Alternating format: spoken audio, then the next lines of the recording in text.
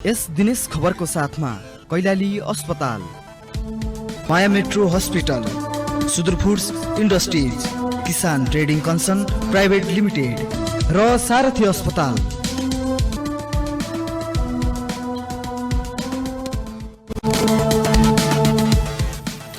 सुदूरपश्चिम प्रदेशको विकासप्रति समर्पित Dinesh FM 93.8 megahertz सँगै लम्कीको लम्की एफएम दिनेश खबरको फेसबुक पेज, मोबाइल र अनलाइनबाट समेत एकैसाथ प्रसारण भइरहेको बिहान 6:30 बजेको दिनेश खबरमा रक्षा भट्टको नमस्कार।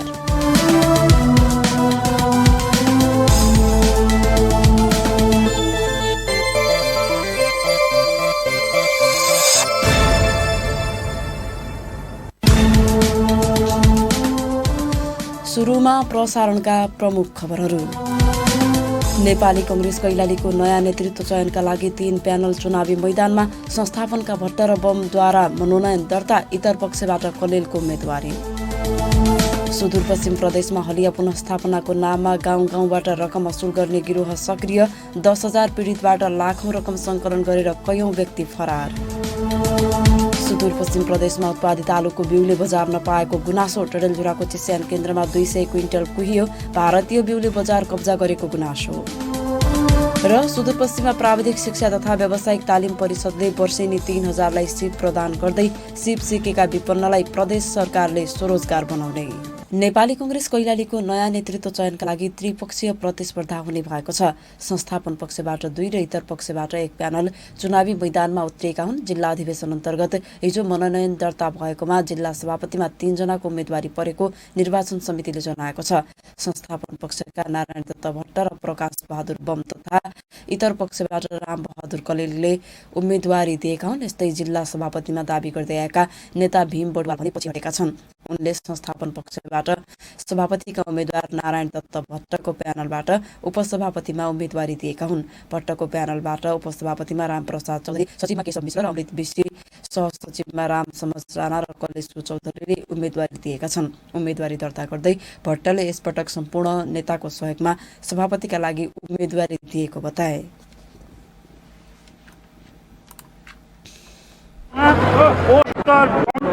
ब्यानर सारा बनाइसकेपछि मेरो आदरणीय नेतृत्व शेरबहादुर सबको उम्मेदवारी हुन्छ, तेरो उम्मेदवारी हुँदैन त नगर भनेपछि मैले पोस्टर पम्पलेट ब्यानर आज पनि बसेका होला। ब्रह्मजन आन्दोलनको घाइते हुँदै गर्दा त्यो दिन यदि मरेको भए 25औं 26औं नम्बरमा कहाँ मेरो नाम हुन्थ्यो मलाई थाहा थिएन। आज बाँचे, तपाईँहरूको बिचमा छु।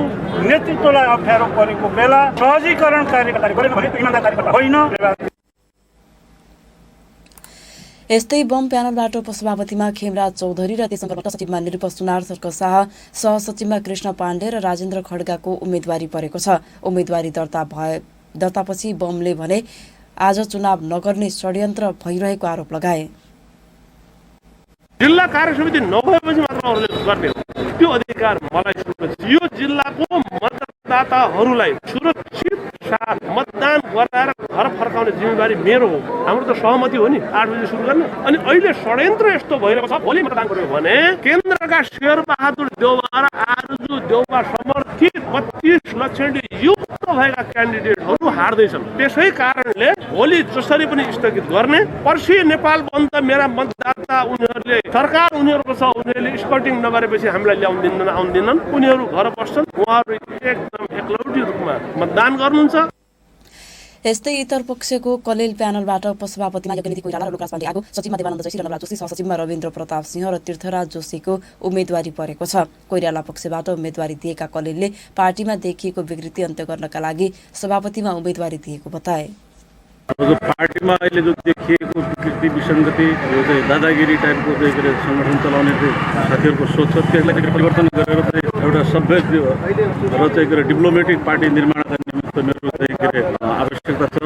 त्यसकारण यसका निमित्त मेरो उम्मेदवारी हो। हामी परिवर्तन चाहन्छौँ र पार्टीलाई चाहिँ मूलधारमा ल्याउन चाहन्छौँ। बिबाउले भनेको सुकिला मुकिला चिल्लाहरूले एक दिन पार्टीमा चाहिँ कब्जा गर्नेछन्। त्यसका विरुद्ध चाहिँ जेन्युन कार्यकर्ताहरूले चाहिँ इमान्दार काङ्ग्रेसी कार्यकर्ताहरूले त्यसका निमित्त सङ्घर्ष गर्नुपर्नेछ भनेर भन्नुभएको थियो।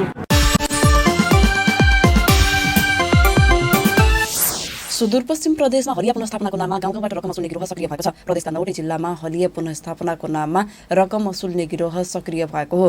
10,000 भन्दा बढी व्यक्तिबाट हलिया पुनर्स्थापनाको नाममा लाखौं रकम सङ्कलन गरेर कुम्ल्याउने समूह सक्रिय भएर लागेको हो। सरकारी तथ्याङ्क सङ्कलनमा छुटेका तथा सूचीकरणमा नपरेका परिवारबाट प्रति परिवार 3,500 का दरले रकम सङ्कलन गरी पुनर्स्थापनाको नाममा अगुवाबाटै बदमासी भइरहेको छ। सहकर्मी वीरेन्द्र भट्टको रिपोर्ट। हलिया प्रथा 21 भदौ 2065 मा मुक्त भएको घोषणा गरिएकोमा 13 वर्ष बित्दा पनि 11,000 सरकारी तथ्याङ्कमा छुटेका छन्। सूचीकरणमा नपरेका परिवारलाई सूचीकरणमा पारिदिने र पुनःस्थापना गर्ने भन्दै गाउँ गाउँमा समूह बनाएर रकम सङ्कलन गर्ने काम हुँदै आएको हो। प्रति परिवार 3,500 का दरले रकम सङ्कलन गरेर सो कार्यमा संलग्न अधिकांश व्यक्ति फरार भएका छन्। परिवारबाट 2500 कि 3,000 उठाएर चाहिँ फरार छन्। तिनीहरू अहिले सम्पर्कमा छैनन्। मन्त्रालयमा पुर्याएको छु, यताउति पुर्याएको छु भनेर भन्नुभएको छ होइन। बैतडी, दार्चुला अनि कञ्चनपुरको मान्छे पनि हो रे। हलिया मुक्त घोषणा भएका 16,953 परिवारको पुनर्स्थापना अहिलेसम्म पूरा भएको छैन। कतिपयले परिचय पत्र समेत पाएका छैनन्। परिचय पत्र पाएकाले पनि कुनै सुविधा पाएका छैनन्। त्यसबेला सरकारी तथ्याङ्क सङ्कलनमा छुटेकाहरू त सूचीकरणमा पनि परेका छैनन्। सरकारले मुक्त हलिया पुनर्स्थापनाका लागि मालपोत कार्यालय मार्फत 97 करोड 58,54,000 र स्थानीय तह मार्फत 26 करोड 17,77,000 गरी 1 अर्ब 23 करोड 76,31,000 रुपियाँ खर्च गरेको छ। हलिया पुनर्स्थापना गर्ने भन्दै दार्चुलामा 3वटा समूह नै बनाएर टाँठा बाठाहरूले रकम सङ्कलन गरेका छन्। गाउँबाट लाखौं रकम लिएर संलग्न व्यक्ति फरार भएको बताउँछन् मार्मा गाउँपालिका वडा नम्बर 2 का गोविन्द नेपाली। हलियामा जमिन चाहिन्छ 15-20 लाख जति चाहिन्छ परिवारले भन्ने तिनीहरूले आसपासै फेरि छोड्नु भएको थियो होइन। 150 रुपियाँ टिक उठायौँ र 2-3 महिनाको मासिक 86 को दरले टिक उठायौँ। कलेक्सन गरेर तिनीहरूले लगे। हलिया पुनर्स्थापनाको नाममा राष्ट्रिय मुक्त हलिया महासङ्घकै केही पदाधिकारीले गाउँ गाउँबाट रकम सङ्कलन गरेर पचाउने गरेको पीडितको गुनासो छ। छुटेका हलियाको तथ्याङ्क सङ्कलन गरी परिचय पत्र दिलाउने, उनीहरूको घाँस बाँस कपास स्वास्थ्य शिक्षा र रोजगारीको ग्यारेन्टी गर्ने भन्दै उल्टै पीडितबाट रकम सङ्कलन गरेर पीडितलाई झन पीडा दिने काम भएको भन्दै छानबिनका लागि प्रक्रिया अगाडि बढाइएको छ। राष्ट्रिय मुक्त हलिया महासङ्घका महासचिव प्रवत सुनार के ग्रुप छ जिल्ला नगरपालिका गाउँपालिका होइन आठपत्र बनाइदिन्छु भन्ने नाममा पुनर्स्थापना काम गरिदिन्छ भन्ने नाममा के रकमहरू असुल्ने अनि ठग त्यस्तो गरेको चाहिँ प्रवृत्ति छ। जिल्लामा सङ्गठन छ, सङ्गठनका साथीहरू कतिपय पनि अब त्योसँग जोडिएका छन् होइन। के साथीहरू छन् त्यसको हामीसँग गर्छौँ, सम्पर्क छैनन्। घरायसी कामकाज चलाउन एउटा पुस्ताले ऋण लिएर त्यसको ब्याज बापत वा साहुको जग्गाको सानो अंश उपभोग गरे बापत उसैको निर्देशनमा पुस्तौं पुस्तादेखि काम गरिरहने प्रथा हलिया प्रथा हो। कानूनतः यो प्रथाको अन्त्य भइसकेको छ। दिनेश खबरका लागि वीरेन्द्र भट्ट, धनगढी। ब्रेकपछि दिनेश खबरमा पुनः स्वागत छ। अब बाँकी खबर। सुदूरपश्चिम प्रदेशमा उत्पादित आलुको बिउले बजार नपाएको गुनासो गरिएको छ। भारतीय आलुको बिउले बजार कब्जा गरेकाले सुदूरपश्चिममा उत्पादित बिउले बजार नपाएको हो। बजार नपाउँदा डडेलधुराको चिस्यान केन्द्रमा मात्रै 200 क्विन्टल आलुको बिउ कुहिएको छ। बजार नपाएकै कारण किसानले उत्पादन गरेको आलुको बिउ कुहिन थालेपछि किसानहरू चिन्तित भएका छन्। सुदूरपश्चिममा 16,000 हेक्टर क्षेत्रफलमा आलु खेती हुने गरेको छ।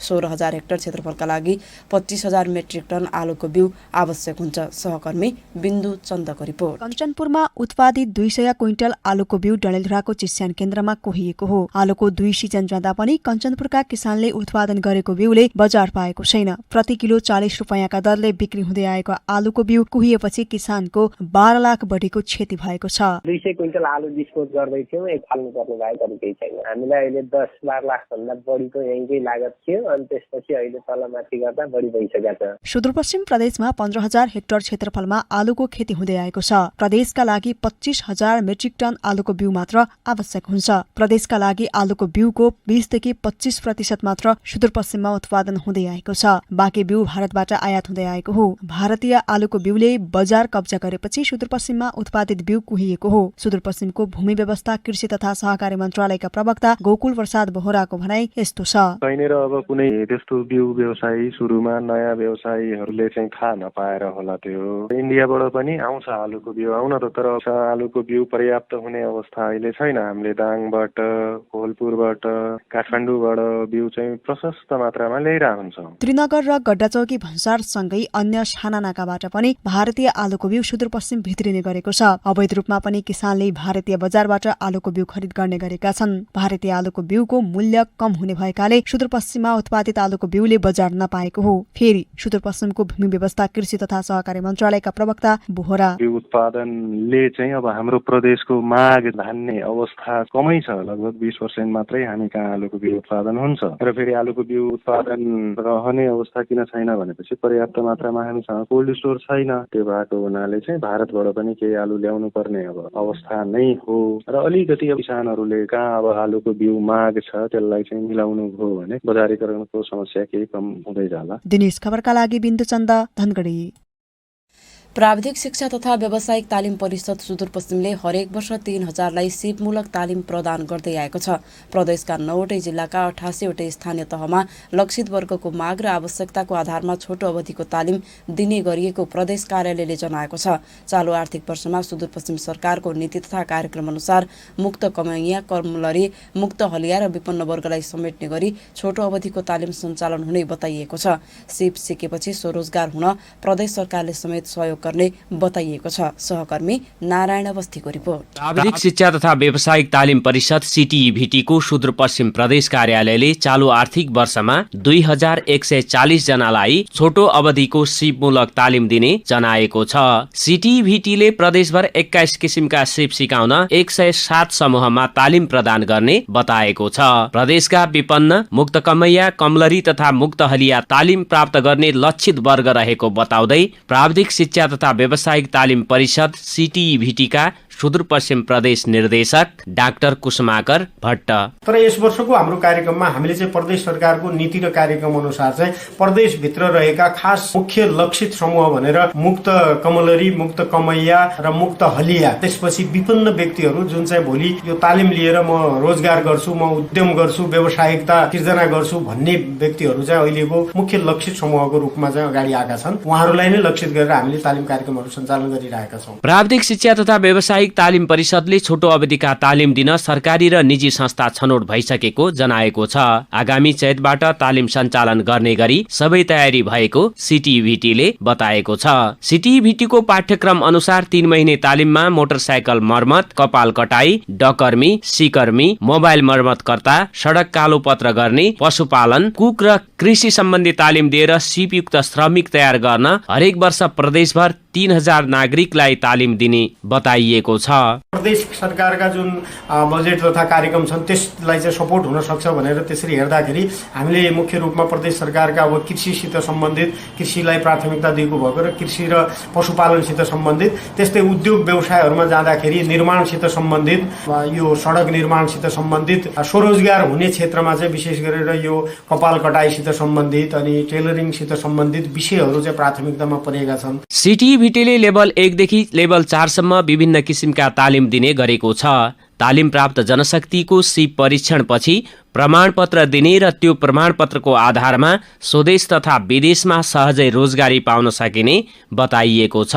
स्वदेशमै स्वरोजगार हुन चाहने व्यक्तिलाई आर्थिक सहयोग गर्ने नीति समेत रहेको बताउँदै फेरि एकपटक निर्देशक भट्ट। यो वर्ष चाहिँ प्रदेश सरकारले तालिम पश्चातका सेवाहरू पनि टुल इक्विपमेन्टको सपोर्ट अथवा प्रविधि सहयोग अथवा BUPG को सपोर्ट दिने भनेको छ। यसकारण चाहिँ अबका कार्यक्रमहरूमा चाहिँ हामी उनीहरूलाई रोजगारसँग पनि जोड्न सक्ने, रोजगार पछि पनि उनीहरूको आय चाहिँ हेर्न सक्ने अवस्था सम्भावनाहरू देखिन लागेका छन्। CTEVT ले इन्जिनियरिङ, कृषि, अतिथि सत्कार तथा पर्यटन, सिलाई, कटाई र कपाल काट्ने सिप सिकाएर युवाहरूलाई स्वदेशमै आत्मनिर्भर बनाउन हरेक वर्ष छोटो अवधिका सिप सिकाउँदै आएको छ। दिनेश खबरका लागि नारायण अवस्थी, धनगढी।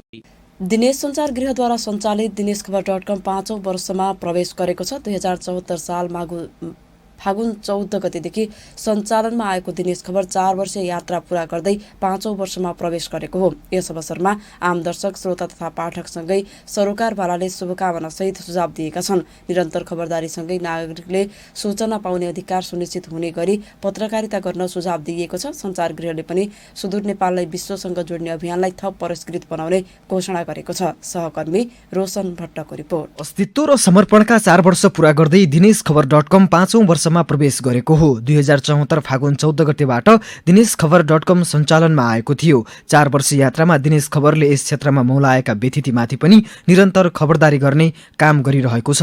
विशेष गरी नागरिकको नजिकको सरकार, स्थानीय तह र प्रदेश सरकारका गतिविधिमाथि दिनेश खबर निरन्तर निगरानी गर्दै आएको छ। धनगढी महानगरपालिकाका उपप्रमुख सुशीला मिश्र भट्ट कुना कन्दरामा पसेर त्यहाँनिर भएका जति पनि सुसूचित गर्नुपर्ने विषयहरू छन्, समाचारहरू छन् र त्यो सबै समाचारहरूलाई एउटा सकारात्मक ढङ्गले सम्प्रेषण गरोस् भन्ने कुराको पनि आग्रह गर्दै हार्दिक शुभकामना समेत व्यक्त गर्दछौँ। पाठकलाई सूचित गराउँदै राज्यको नीति निर्माण तहलाई झकझक्याउँदै जिम्मेवार र तथ्यपरक पत्रकारितामा दिनेश खबरको टिम सक्रिय छ। सुशासन, समृद्धि र विकासको मुख्य कार्यभारबाट मिडिया उद्योग टाढा रहन नसक्ने भएकाले चौथो अङ्गले निर्वाह गर्ने भूमिकामा अग्रपन्थीमा रहेर काम गरिरहेको भन्दै धेरै पक्षले प्रशंसा नै गरेका छन्। अझै व्यावसायिक पत्रकारितालाई पुरस्कृत गर्दै जानुपर्ने सुझाव छ सुदूरपश्चिम सरकारकी प्रवक्ता समेत रहेकी आन्तरिक मामिला तथा कानून मन्त्री पूर्णा जोशीको। अलिक बढी चाहिँ कसैपट्टि चाहिँ झुकाव राख्ने तरिकाले समाचारहरू आइदियो भने जनताहरू भ्रमित हुने, भ्रमले चाहिँ समाजलाई एउटा सही ट्र्याकमा नलैजाने किसिमका कुराहरू हुन्छन्। त्यसैले गर्दाखेरि सरकार अथवा कसैको पनि सही तरिकाले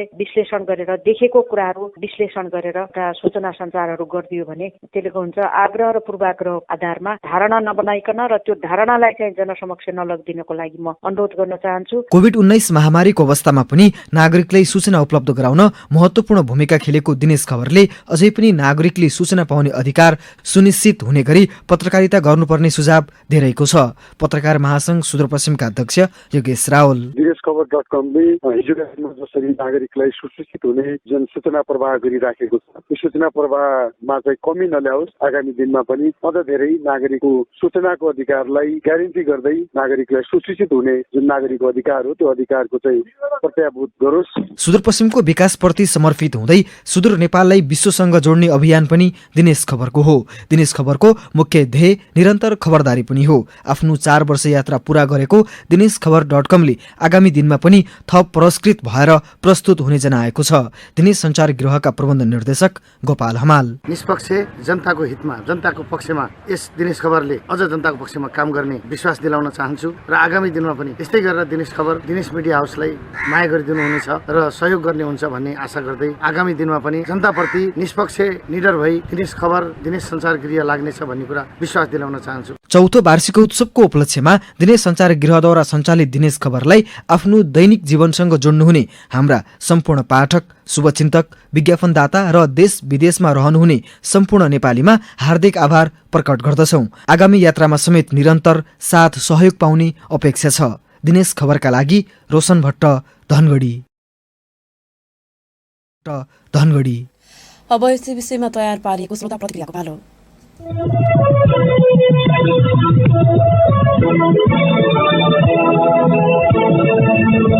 यस्तै दिनेश खबरको 4 वर्ष यात्रा र आगामी यात्राका विषयमा तपाईँ धेरै श्रोता, दर्शक तथा पाठकका प्रतिक्रिया प्राप्त भएका छन्, जसमध्ये आज हामीले केहीलाई समेटेका छौं। केपी ओझाले लेखेका छन्, हार्दिक बधाई छ दिनेश खबर परिवारलाई। सधैँ सधैँ यस्तै सत्य र सही समाचार हामी माझ ल्याउनु हुनेछ भन्ने आशा छ। शिक्षाको विषयमा बढी जोड दिनु पर्ला। टोल टोलमा दिनेश एफएम जस्ता कार्यक्रमलाई निरन्तरता दिनुपर्छ, जसले समाजमा रहेका समस्या र समाधानमा टेवा पुगाएको थियो।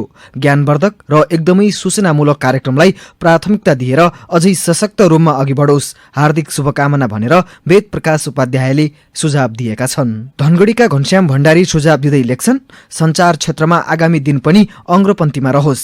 सधैँ सुदूरपश्चिम प्रदेश लगायत समावेशी रूपमा 7वटै प्रदेशको खबर प्रकाशन होस्। आगामी दिनमा पनि छुट्टै पहिचान सहित पाठकको मन जित्ने गरी स्वच्छ, स्वस्थ र निष्पक्ष पत्रकारिताको मूल मर्म पूरा हुनेछ भन्ने आशा सहित सफलताको शुभकामना व्यक्त गर्दछु। निष्पक्ष समाचार सधैँ सुन्न र हेर्न पाइयोस्। गरिबको आवाज सधैँ यो समाचारमा गुन्जिरहोस् भन्दै सूरज प्रकाश ओझाले सुझाव दिएका छन्। उनले अगाडि लेखेका छन्, सुदूरपश्चिमको विकासका लागि प्रदेश सरकारलाई बारम्बार घचघच्याउनु आवश्यक देखिन्छ। दिनेश खबरलाई शुभकामना दिँदै इन्द्र बोहराले लेखेका छन्, अझै पनि गाउँ गाउँ र बस्ती बस्तीमा लुकेका खबरलाई निष्पक्ष रूपमा अगाडि ल्याउन आग्रह गर्दछु। बाजुराका महेन्द्र बुढाको प्रतिक्रिया यस्तो छ, हरेक घण्टामा समाचार हुनु पर्यो। नेट नभएको ठाउँमा एफएमबाट पनि विभिन्न सूचना पाउन पाइयोस्। साथै प्रदेशका विभिन्न भाषाका कार्यक्रमलाई प्राथमिकता दिनुपर्छ। तपाई पनि समसामयिक विषयमा हामीलाई आफ्नो प्रतिक्रिया पठाउन सक्नुहुन्छ। तपाईका प्रतिक्रियाले हामीलाई मार्गदर्शन र हौसला प्रदान गर्नेछ।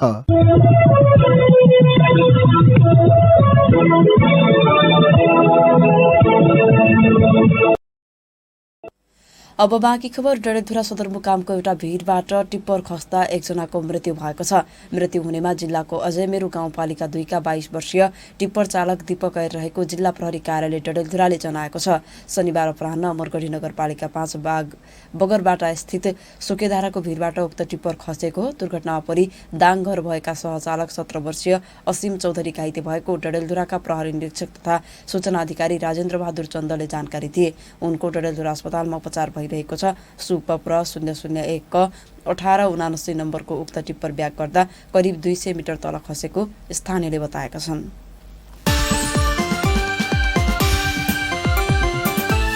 कञ्चनपुरको भीमदत्त नगरपालिकालाई बाह्रसिंगाको नगरका रूपमा चिनाउनका लागि अभियान सञ्चालन गरिएको छ।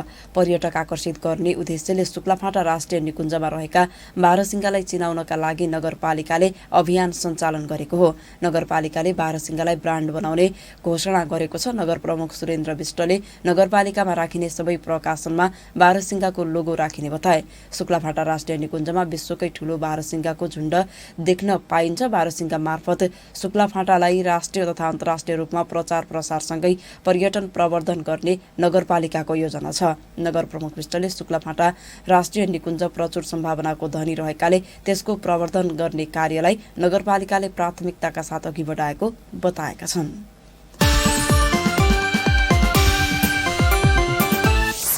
अब खेल खबर। विद्याभूषण पब्लिक स्कुल गेटा कैलालीलाई 161 रनको विशाल अन्तरले पराजित गर्दै सत्यवती एकाडेमी अत्तरियाले 6औं संस्करणको Dhangadhi mayor little flower premier league under 19 school स्तरीय क्रिकेट प्रतियोगिताको उपाधि पहिलो पटक जितेको छ। उपाधि सहित सत्यवती एकाडेमीले 1,50,000 रुपैयाँ प्राप्त गरेको छ। उपविजेता विद्याभूषणले 75,000मा चित्त बुझाएको छ। धनगढी स्थित प्रदेश प्रहरी कार्यालयको खेल मैदानमा सम्पन्न फाइनलमा सत्यवती एकाडेमीले दिएको 251 रनको विशाल लक्ष्य पछ्याउने क्रममा विद्याभूषणले 12.1 ओभरमा 89 रन मात्र बनाउन सक्यो। प्रतियोगिताकै उत्कृष्ट खेलाडी सत्यवती एकाडेमीका सन्तोष कार्की चुनिए। यस्तै उत्कृष्ट ब्याट्सम्यान विद्याभूषणका वीरेन्द्रनाथ तथा उत्कृष्ट बलर हिमालयन व्हाइट हाउसका दीपक बोहरा घोषित भए। यस्तै उदयमान खेलाडी सत्यवती एकाडेमीका युवराज खत्री चुनिए। फागुन 2 गतेदेखि सुरु भएको प्रतियोगितामा 10 टोलीको सहभागिता रहेको थियो।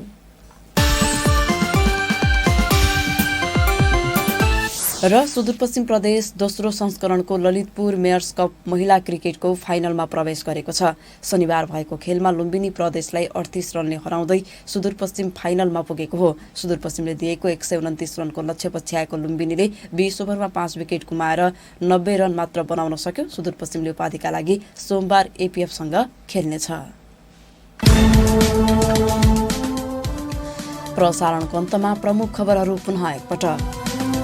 नेपाली कंग्रेस कैलालीको नयाँ नेतृत्व चयनका लागि 3 प्यानल चुनावी मैदानमा। संस्थापनका भट्ट र बमद्वारा मनोनयन दर्ता। इतर पक्षबाट कलेलको उम्मेदवारी। सुदूरपश्चिम प्रदेशमा हलिया पुनःस्थापनाको नाममा गाउँ-गाउँबाट रकम असुल गर्ने गिरोह सक्रिय। 10,000 पीडितबाट लाखौं रकम सङ्कलन गरेर कयौं व्यक्ति फरार। सुदूरपश्चिम प्रदेशमा उत्पादित आलुको बिउले बजार नपाएको गुनासो। डडेलधुराको चिस्यान केन्द्रमा 200 क्विन्टल कुहियो। भारतीय बिउले बजार कब्जा गरेको गुनासो। र सुदूरपश्चिममा प्राविधिक शिक्षा तथा व्यावसायिक तालिम परिषदले वर्षेनी 3,000लाई सिप प्रदान गर्दै सिप सिकेका विपन्नलाई प्रदेश सरकारले स्वरोजगार बनाउने।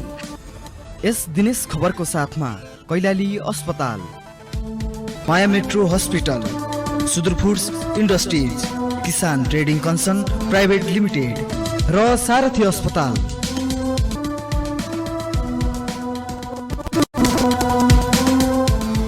अवस्था दिनेश एफएम 93.8 मेगाहर्जसँगै लम्कीको लम्की दिनेश खबरको फेसबुक पेज, मोबाइल र अनलाइनबाट समेत एकैसाथ प्रसारण भइरहेको बिहान 6:30 बजेको दिनेश खबर सकियो। साँझ 6:30 बजे अर्को दिनेश खबर लिएर आउने नै छौँ। तपाईँ भने दिनेश एफएम सुन्दै र दिनेशखबर.com पढ्दै गर्नुहोला। अहिलेको समाचार बुलेटिनबाट रक्षा भट्ट पनि बिदा हुन्छु। नमस्कार, शुभ दिन।